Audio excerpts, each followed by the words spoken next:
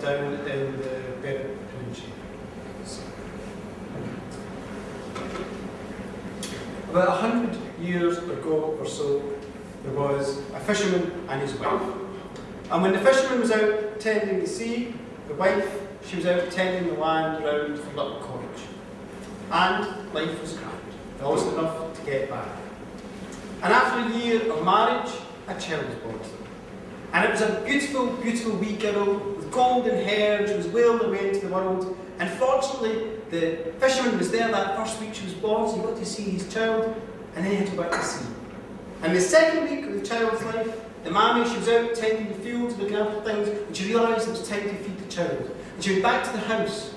And the minute she stepped into the house, she knew something was wrong. She couldn't hear the child. She couldn't hear it gurgling or breathing. And she ran all the way up to the room, and she opened the room, and she screamed. She screamed in absolute pain. She fell to her knees, and she looked again into the cot, and she saw her little child had withered away to a husk. And there was not a drop of life left in the child. Well, the fisherman and his wife, they tried again and again to their family. And in all, they had 6 children. And the same happened every time. The fisherman would go out to sea, the mammy, she'd be out in the room with me just a minute, and she'd come back, and the child had withered and died. Well, one day, the fisherman was back, and his wife looked at him and said, "Husband, you have to give up fishing. You have to come now and live on the land." And he looked at his wife and said, "Wife, if I give up the fishing, where will we get our money?" And she said, "Husband, think of this. What's more important, money or another child? There's a child in my belly now. And if we want that child to live, we're both of us going to have to be in this house. And we're both of us going to attend that child and make sure there is not even a second of that child is left alone." And so the fisherman came and he lived on the land. And the child was born. And he was a beautiful, handsome wee lad with great locks of dark hair, and they called him Michal. And of course, they looked after him, and they got through the first week, and they got through the second week, the terrible, terrible second week, and they waited, and the child got through the second week. And he got through the third and the fourth. And he came to the child's 5th week. And the mammy, she was out in the fields checking things, and the daddy was in the bed, it was the morning, was in the bed with his son Michal. And he was lying there looking at his son, and he was drowsing, and he was starting to sleep a little bit, and then he felt it. He felt a terrible chill come into the room, and he felt really, really cold, and he breathed out, and he could see plumes of white smoke coming from his mouth. It was that cold. And then he looked up, and he looked, and he could see the fire was still lit in the grate. And then he looked towards the window to see if the window had been left open, and he saw standing before the window a woman. And she was the most remarkable woman ever. She was dazzlingly beautiful. And she had long, fiery red hair, and she had startling blue eyes, and she had skin as white as the wing of a swan. And she looked at Michal's father, and she walked over to the bed where he lay with his son, and she walked all the way over to him. And he looked at her, and he was absolutely mesmerised. And as she got nearer and nearer, he could feel, he could smell the scent of her filling them up and making them all warm and filling them with dreams. And she got closer and closer and closer. And when she was right over the bed, she leaned over towards Michal's father, and her hand went out, and Michal's father was looking up at her. And then she snatched Michal, and she grabbed her to her breast, and she turned and she ran towards the door of the room. Well, Michal's father shook off the drum, he jumped out of the bed, he grabbed the poker by the fire, he threw the poker at the woman, but she was out the door now. She ran down the stairs, she was out in the field. Michal's father opened the window and shouted out, "Mother, mother, she's got her son, she's got her son, she's got Michal!" Michal's mum, she was out in the field, she was tending the cows, she had a switch in her hand, she started running down the field, she ran as fast as she could. She got up to the woman, and she got behind her, she whacked her once in the head. The woman collapsed, Michal's mother ran in front, she grabbed her son. But the woman, the red hair, looked up at her and said, "Well then, this time I let your child live, but I put a curse on him. The day will come when the thing that he treasures most will be destroyed, and destroyed utterly." Well, as you can imagine, from that day on, Michal and his mammy spent all the time looking after their child. They were really, really focused, and they were wondering, what does this mean, the greatest treasure? And the wee child got bigger and bigger, and the next thing he was running everywhere, he was running outdoors, up the hills and the fields, and thought to himself, "Oh my God, it's his legs! His legs are his greatest treasure! God, Jesus! And what are we going to do now when his legs will take up the hills and Fulton and Galway and break his legs and he'll be killed? Oh my God!" So they took the little bit of money they had, and they paid a shepherd. And the shepherd had to look out for their son, but also teach them all about the hills and the gullies and make sure their son was safe. And that's what they done. And the wee boy was safe. And he got a bit older and a bit older yet. And he started singing. He was always singing these songs to himself, and sometimes he was leathering about at the top of his voice. Ah! And suddenly Mommy thought, oh my God, it's his voice. His greatest treasure is his voice. But the way he's singing is going to ruin it. What are we going to do? I know. We'll take another bit of money, and they paid for a tutor to teach the son to sing properly. And the wee boy, older and older and older again. And then he started asking questions. Mommy, how come sometimes the stars are there, but other times of the year the stars change position? And Mommy, how come the shore of the water comes up so far, sometimes it doesn't come up so far, other times? And Mommy thought, oh my God, it's the child's brain. His brain, his cognitive abilities, his greatest treasure, and I can't answer these questions. What will I do? And so she got a little bit more money than the rest of the money they had, and they paid for him to get an education. Well, Michal became a 17-year-old lad. And he was a fine, fine-looking lad, and very clever. He could quote Nietzsche and all those fellas. And he was great for walking, and he was great for singing. And all the girls in the town and round about, they looked at him, and there was a twinkle in their eyes, and he had a twinkle in his eyes. And what's more, he knew all the quiet places up in the hills you go court and never see you. And his mammy saw this, she saw the twinkle going back and forth, the smiles and the lashes, the smile of their son. She thought, oh my God, it's his manhood. That's his greatest treasure. And he's going to ruin it if those vixens come round here skulking after him. Oh my God, what will we do? I know, she said to her husband, we'll get him a wife. So they put them off out there looking for a wife for their son. And it turned out, a couple of miles down the road, there was a widow woman. And her name was Breed. And her parents had decided it was time to get Breed married off again to another man. So they arranged the meeting. Breed and Michal and their two parents met together. And whilst the parents were discussing all the things of whether they would get married, whether they wouldn't get married, and advantages and disadvantages, Breed and Michal were sitting in the room together. And Breed looked at Michal.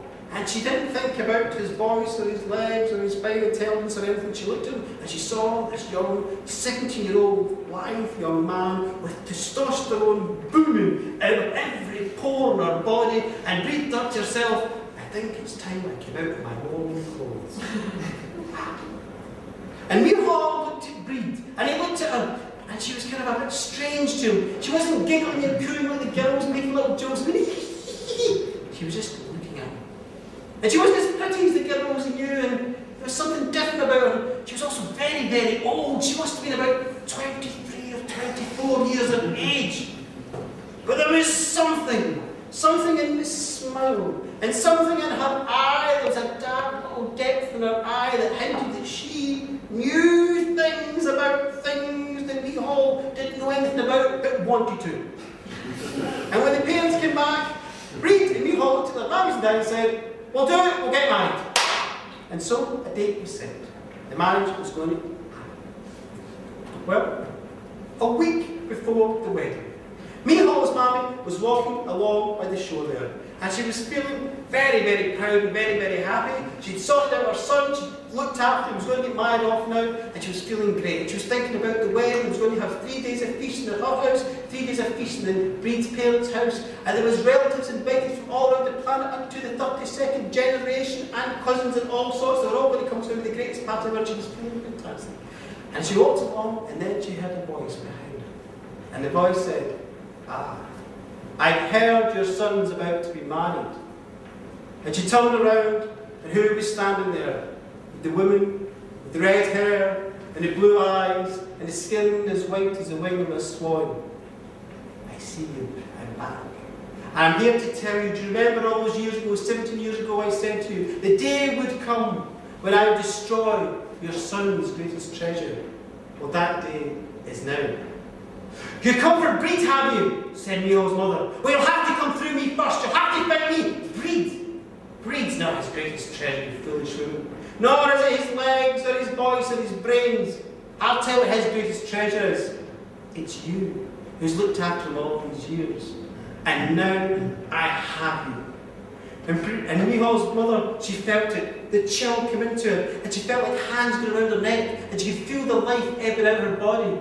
but she remained defiant. And she said to that red-haired woman, I'll tell you this, I'd rather die a God-fearing Christian than live on and on like a wicked, wicked woman that you are. And the woman looked at her and said, wicked, wicked am I. I'll tell you the meaning of wicked. I lived in these parts centuries and centuries ago. And there was a fella came over here from England and his name was Cromwell. And Cromwell bought his army. And his army was so huge when it walked, it was like black thunder. And it was so evil, it was like a plague on the land. And everywhere that army went, there was burnings and tortures and killings. And it was worse. Far, far worse things were done with that army to the women of Ireland. And it said in every town and every village where the army went, the women, when the army departed, their bellies began to swell up. And all their relatives, and the priests, and their cousins, and their families and communities looked at the woman and said, shame on you. Shame on you for letting the men do that on you. Shame on you for sleeping with Englishmen. And 9 months after, all those children were born. And all those women left their family houses, and they went out, and they returned 2 or 3 days later, and the children were gone. And nobody asked where they went. And I was one of those women. And I returned back to my village. But the grief was so heavy on my heart that within a month I had died. And I went up to heaven, and I got to heaven's gate, and there was St. Peter. And St. Peter looked at me and said, there's no room for a sinner like you in heaven. And he threw me down to hell. And I got down to hell, and sure, there stood the fellow with the horn there, and he stamped a cloven hoof, and he said, there's no room for a sinner like you in hell. Get you back to Ireland. And so I was cast back to Ireland, and here I've remained ever since. And I wander the dark places, the crossroads and the glens, and whenever I can, I get my vengeance on Ireland. Says to me, someone's mother, that's such a terrible, terrible, terrible story. Please, let me live, and I will tend your grave. Grave! I have no grave. When I died, they got rid of my body the way you get rid of the body of a diseased foul animal. They took me and threw me into a gully. There was no ceremony said for me, no tears and no prayers. No prayers, no prayers. At least let me pray for you, said Michal's mother. And with that she bent down, and she prayed as hard as she could. She prayed to Mary, the Queen of Heaven, and she prayed to Bridget, the Queen of Spring. Bring peace on this woman. Bring peace and forgiveness and mercy on her, and on her child, and on all the women and all the children of Ireland. And when she finished praying, she lay there and she waited for the death blow to come. And no blow came. And she opened her eyes and she looked up, and the wicked woman had gone. Well, Michal's mother, she went back home. She didn't say a word to anyone what happened. In the morning, the wedding came along. And Michal's mother, she woke up, she went down to the kitchen, and there was Michal's father making breakfast. They turned to the mother and said, now, wife, Michal was away for a walk. I'll just get the breakfast ready and be back in 20 minutes. Of course, 20 minutes went by. And Michal's mother was waiting for him. Didn't she? Half an hour. An hour went by. And by now, the Mary, she was starting to shake with fear, wondering what was going on. An hour and a half went by. 2 hours. 2 hours went by, and suddenly the door was slammed open, and who stepped in? But Michal himself. Hello, Mommy! Hello, Daddy! How are you doing? I'm feeling grand. Where's the breakfast? And his dad looked at him and said, Michal, did you have a nice walk? Daddy, I had the greatest walk ever, up in the hills, along the shores, and in the fields. It was fantastic. I met all our cousins and all our neighbours, and everybody was meeting me. Everybody I met would wish me well, and were saying wonderful things about us, and all giving me their blessings. And in fact, it was such a lovely walk out there. I even met a woman there who I'd never met before, and she gave me her blessings. A woman I'd never seen, but she knew all about me, my childhood, my life, and she knew all about the wedding. She said she hoped it would go well and have lots and lots of children. And with that, Michal's mother looked at her son and said, who was this woman? I don't know, Mommy. I'd never seen her before. What did she look like?